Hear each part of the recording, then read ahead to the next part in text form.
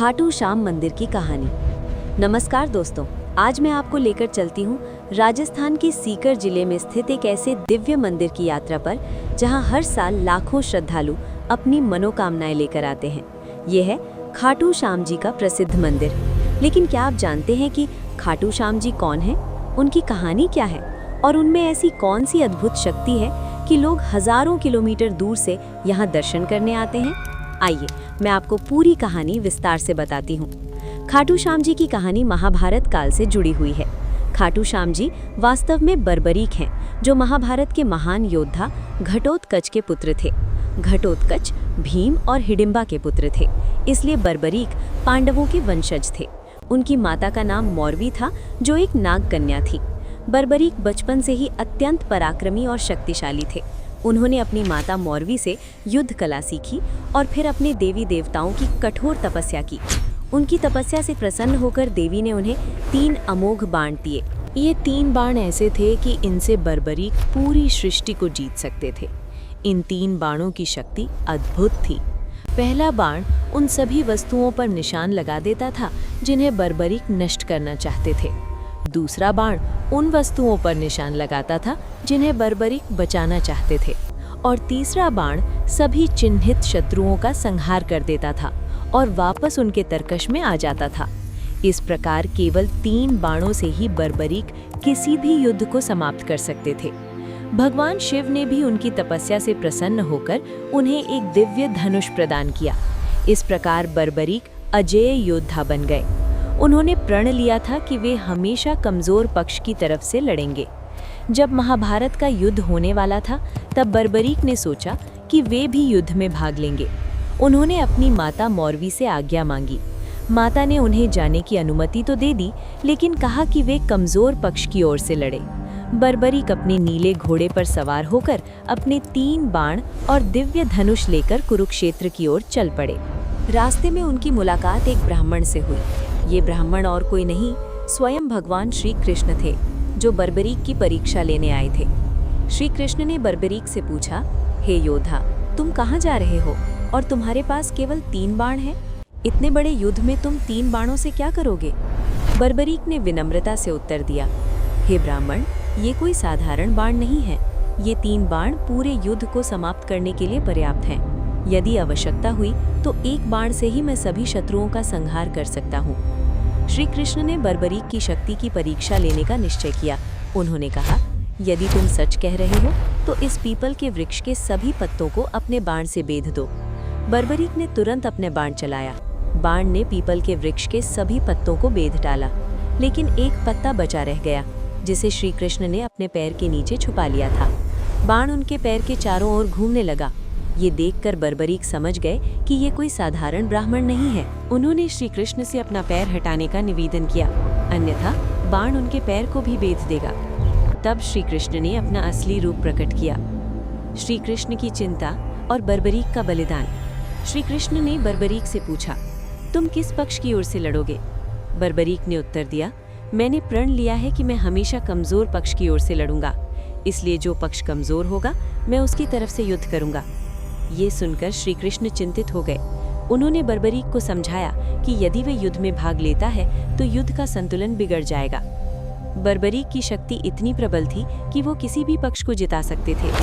श्री कृष्ण ने कहा, हे वीर, यदि तुम कौरवों की ओर से लड़ोगे और वे हारने लगेंगे तो तुम पांडवों पर आक्रमण करोगे, और जब पांडव कमजोर पड़ने लगेंगे तो तुम फिर से कौरवों पर हमला करोगे। इस प्रकार तुम दोनों पक्षों का नाश कर दोगे और अंत में अकेले तुम ही बचोगे। लेकिन तुम्हारे प्रण के अनुसार तुम्हें सबसे कमजोर की मदद करनी होगी, इसलिए तुम अंत में स्वयं का ही नाश कर लोगे। बर्बरीक समझ गए कि भगवान श्री कृष्ण सत्य कह रहे हैं। तब श्री कृष्ण ने उनसे कहा, युद्ध में विजय धर्म की होनी चाहिए और इसके लिए सबसे बड़ा बलिदान तुम्हारा होना आवश्यक है, क्योंकि युद्ध शुरू होने से पहले सबसे बड़े वीर का बलिदान देना पड़ता है। बर्बरीक महान योद्धा होने के साथ साथ धर्म के रक्षक भी थे। उन्होंने तुरंत भगवान श्री कृष्ण से कहा, प्रभु, यदि मेरे बलिदान से धर्म की स्थापना होती है तो मैं प्रसन्नता से अपने प्राणों की आहुति दे दूंगा, लेकिन मेरी एक इच्छा है। श्री कृष्ण ने पूछा, क्या इच्छा है तुम्हारी? बर्बरीक ने कहा, मैं इस महान युद्ध को देखना चाहता हूँ। मैं देखना चाहता हूँ कि कैसे धर्म की विजय होती है। श्री कृष्ण ने उनकी ये इच्छा पूरी करने का वचन दिया। बर्बरीक ने अपने हाथों से ही अपना शीश काटकर भगवान श्री कृष्ण को समर्पित कर दिया। ये बलिदान इतना महान था कि देवता भी आकाश से पुष्प वर्षा करने लगे। श्री कृष्ण ने बर्बरीक के शीश को एक पहाड़ी पर स्थापित कर दिया, जहां से वे पूरे 18 दिनों तक महाभारत का युद्ध देखते रहे। उनके नेत्रों से अविरल आंसू बहते रहे, क्योंकि उन्होंने देखा कि किस प्रकार धर्म की स्थापना के लिए कितना रक्तपात हुआ। महाभारत के युद्ध के बाद जब पांडव विजयी हुए तो सभी में ये विवाद होने लगा कि इस युद्ध में विजय का सबसे बड़ा श्रेय किसे जाता है। अर्जुन का मानना था कि उनके पराक्रम से विजय मिली। भीम सोचते थे कि उनके बल से जीत हुई। इसी प्रकार सभी योद्धाओं में ये विवाद होने लगा। तब श्री कृष्ण ने कहा कि इस प्रश्न का उत्तर एक ऐसे साक्षी से पूछा जाए जिसने पूरा युद्ध देखा हो। वे सभी बर्बरीक के शीश के पास गए। पांडवों ने बर्बरीक के शीश से पूछा, हे महान योद्धा, आपने पूरा युद्ध देखा है, कृपया बताइए कि इस युद्ध में विजय का सबसे बड़ा श्रेय किसे जाता है। बर्बरीक के शीश ने उत्तर दिया, मैंने पूरे युद्ध में केवल 3 चीजें देखी। 1, भगवान श्री कृष्ण का सुदर्शन चक्र जो निरंतर शत्रुओं का संहार कर रहा था। 2, माता महाकाली की भयंकर रूप जो रणभूमि में विचरण कर रही थी। और तीसरा, अर्जुन का गांडीव धनुष जो निरंतर बाण छोड़ रहा था। लेकिन वास्तव में ये सारा युद्ध श्री कृष्ण ने ही जीता है। वे ही इस युद्ध के वास्तविक नायक हैं। ये सुनकर सभी पांडव नतमस्तक हो गए और उन्होंने भगवान श्री कृष्ण को युद्ध विजय का संपूर्ण श्रेय दिया। युद्ध समाप्ति के बाद श्री कृष्ण ने बर्बरीक के शीश को स्नान कराया और उसका विधिवत पूजन किया। उन्होंने बर्बरीक को आशीर्वाद दिया कि कलयुग में तुम्हारी पूजा मेरे नाम से होगी। लोग तुम्हें श्याम के नाम से पुकारेंगे और तुम्हारे भक्तों की सभी मनोकामनाएं पूर्ण होंगी। श्री कृष्ण ने कहा, हे वीर बर्बरीक, तुम्हारा बलिदान अतुलनीय है। तुमने बिना युद्ध किए ही सबसे बड़ा त्याग किया। कलयुग में जो भी व्यक्ति सच्चे मन से तुम्हारी पूजा करेगा, उसकी सभी मनोकामनाएं पूर्ण होंगी।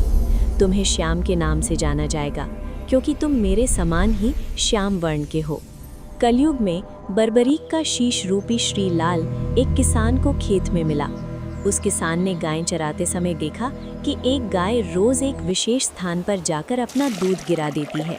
जब उस स्थान को खोदा गया तो वहां से बर्बरीक का दिव्य शीश मिला। ग्रामीणों ने इसे एक चमत्कार माना और उस स्थान पर एक मंदिर का निर्माण किया। ये स्थान राजस्थान के सीकर जिले में खाटू नामक गांव में था, इसलिए बर्बरीक को खाटू श्याम जी के नाम से जाना जाने लगा। एक अन्य मान्यता के अनुसार राजस्थान के एक राजा को स्वप्न में खाटू श्याम जी ने दर्शन दिए और उन्हें बताया कि मेरा शीश एक विशेष स्थान पर दबा हुआ है। राजा ने उस स्थान को खोदा और वहां से दिव्य शीश प्राप्त हुआ। राजा ने भव्य मंदिर का निर्माण करवाया। खाटू श्याम जी की शक्तियाँ अपरंपार हैं। भक्तों का मानना है कि यहाँ सच्चे मन से की गई प्रार्थना कभी व्यर्थ नहीं जाती। मंदिर से जुड़ी अनेक चमत्कारिक घटनाएं हैं जो लोगों की आस्था को और भी मजबूत करती हैं। खाटू श्याम जी को कलयुग के देवता माना जाता है। ऐसा माना जाता है कि भगवान श्री कृष्ण ने उन्हें ये वरदान दिया था कि कलयुग में उनके भक्तों की सभी मनोकामनाएं पूर्ण होंगी। इसीलिए लोग दूर दूर से यहाँ आते हैं और अपनी हर समस्या का समाधान पाते हैं। खाटू श्याम जी विशेष रूप से निस्वार्थ भक्ति के प्रतीक हैं। उन्होंने बिना कुछ पाने की इच्छा से अपना सर्वस्व बलिदान कर दिया, इसलिए उनके भक्त भी निस्वार्थ भाव से उनकी पूजा करते हैं। यहाँ आने वाले भक्तों को अद्भुत शांति और सकारात्मक ऊर्जा का अनुभव होता है। मंदिर में स्थापित श्री विग्रह के बारे में कहा जाता है कि ये बर्बरीक के वास्तविक शीश से निर्मित है। विग्रह की आंखें इतनी जीवंत लगती हैं कि भक्तों को लगता है कि खाटू श्याम जी उन्हें देख रहे हैं। कई भक्तों ने ये अनुभव किया है कि मंदिर में खाटू श्याम जी की मूर्ति की आंखें हिलती हैं। खाटू श्याम जी को बर्बरीक, श्याम बाबा, लक्ष्यवेधी और हारे का सहारा जैसे अनेक नामों से जाना जाता है। हारे का सहारा नाम इसलिए है क्योंकि उन्होंने प्रण लिया था कि वे हमेशा कमजोर और असहाय लोगों की मदद करेंगे। खाटू श्याम मंदिर की अपनी अनूठी परंपराएं हैं। यहाँ के भक्त विशेष प्रकार का झंडा लेकर आते हैं जिसे निशान कहा जाता है। यह परंपरा बर्बरीक के 3 बाणों से जुड़ी है जो निशान लगाकर शत्रुओं का नाश करते थे। मंदिर में भक्त विशेष प्रकार की भेंट चढ़ाते हैं। नारियल, मिठाई, फूल माला और विशेष रूप से खीर की भेंट चढ़ाई जाती है। खाटू श्याम जी को खीर अत्यंत प्रिय है। भक्त बड़े बड़े देगों में खीर बनाकर लाते हैं और मंदिर में वितरित करते हैं। मंदिर की एक विशेष परंपरा है झंडारोपण। फाल्गुन मास में लाखों भक्त अपने हाथों से बने झंडे लेकर आते हैं। ये झंडे केसरिया और नीले रंग के होते हैं। केसरिया रंग त्याग का प्रतीक है और नीला रंग श्री कृष्ण के वर्ण का प्रतीक है। भक्त पैदल यात्रा करके मंदिर आते हैं। कई भक्त तो हजारों किलोमीटर दूर से पैदल चलकर आते हैं। ये यात्रा आस्था और श्रद्धा का अद्भुत प्रदर्शन है। रास्ते में भक्त भजन कीर्तन करते हुए चलते हैं। उनका नारा है खाटू नरेश जय हो, बरबरीक बाबा की जय। मंदिर में प्रवेश करते ही श्रद्धालुओं को एक दिव्य अनुभूति होती है। मंदिर का गर्भगृह बहुत छोटा है, लेकिन वहाँ की ऊर्जा अद्भुत है। मूर्ति को देखकर भक्त भाव विभोर हो जाते हैं। मंदिर में प्रतिदिन नियमित आरती और पूजा होती है। प्रातःकाल की आरती, दोपहर की आरती और संध्या की आरती विशेष रूप से भव्य होती है। भक्त बड़ी संख्या में इन आरतियों में शामिल होते हैं। फाल्गुन मास में खाटू में लगने वाला मेला विश्व प्रसिद्ध है। फाल्गुन शुक्ल एकादशी से लेकर द्वादशी तक यहाँ लाखों श्रद्धालुओं की भीड़ उमड़ती है। ये मेला भारत के सबसे बड़े धार्मिक आयोजनों में से एक है। मेले के दौरान पूरा खाटू गांव भक्ति के रंग में रंग जाता है। हर तरफ शाम तेरी बंसी बजे, मोरे शाम आजा घर को जैसे भजन गूंजते रहते हैं। भक्त रात रात भर जागकर भजन करते हैं। मेले में सबसे महत्वपूर्ण है ध्वजारोहण की परंपरा। फाल्गुन शुक्ल एकादशी को मंदिर के शिखर पर विशाल ध्वजा फहराई जाती है। इस अवसर पर लाखों भक्त उपस्थित होते हैं। ध्वजारोहण देखना अत्यंत पुण्यदायी माना जाता है। फाल्गुन द्वादशी को विशेष पूजा और आरती होती है। इस दिन खाटू श्याम जी का विशेष श्रृंगार किया जाता है। भक्त प्रसाद ग्रहण करते हैं और अपनी मनोकामनाएं मांगते हैं। मेले के दौरान यहाँ आने वाले भक्त अपनी हर समस्या को खाटू श्याम जी के चरणों में रख देते हैं। कई भक्तों ने अपने जीवन में चमत्कारिक बदलाव का अनुभव किया है। किसी को नौकरी मिली, किसी का रोग दूर हुआ, किसी की संतान हुई। ऐसे अनगिनत अनुभव यहाँ सुनने को मिलते हैं। खाटू श्याम मंदिर का निर्माण कब हुआ, इसके बारे में अलग अलग मत हैं, लेकिन ऐतिहासिक प्रमाणों से ये पता चलता है कि ये मंदिर हजारों साल पुराना है। मूल मंदिर समय के साथ जीर्ण शीर्ण हो गया था। सन 1720 में दीवान अभय सिंह ने इस मंदिर का जीर्णोद्धार करवाया। उन्होंने भव्य मंदिर का निर्माण करवाया जो आज भी खड़ा है। बाद में समय समय पर मंदिर का विस्तार और सौंदर्यीकरण किया गया। मंदिर की वास्तुकला राजस्थानी शैली में है। मंदिर के शिखर सफ़ेद संगमरमर से बने हैं। मंदिर के प्रवेश द्वार पर सुंदर नक्काशी है। दीवारों पर महाभारत और खाटू श्याम जी की कथाओं के चित्र उकेरे गए हैं। मंदिर परिसर में एक विशाल सभा मंडप है, जहां भक्त बैठकर भजन कीर्तन करते हैं। मंदिर के पास एक प्राचीन कुंड भी है, जहां श्रद्धालु स्नान करते हैं। ऐसा माना जाता है कि इस कुंड के जल में औषधीय गुण हैं। वर्तमान में मंदिर का प्रबंधन राजस्थान सरकार के देवस्थान विभाग द्वारा किया जाता है। मंदिर की व्यवस्था अत्यंत सुव्यवस्थित है। यहाँ श्रद्धालुओं के लिए सभी आवश्यक सुविधाएं उपलब्ध हैं।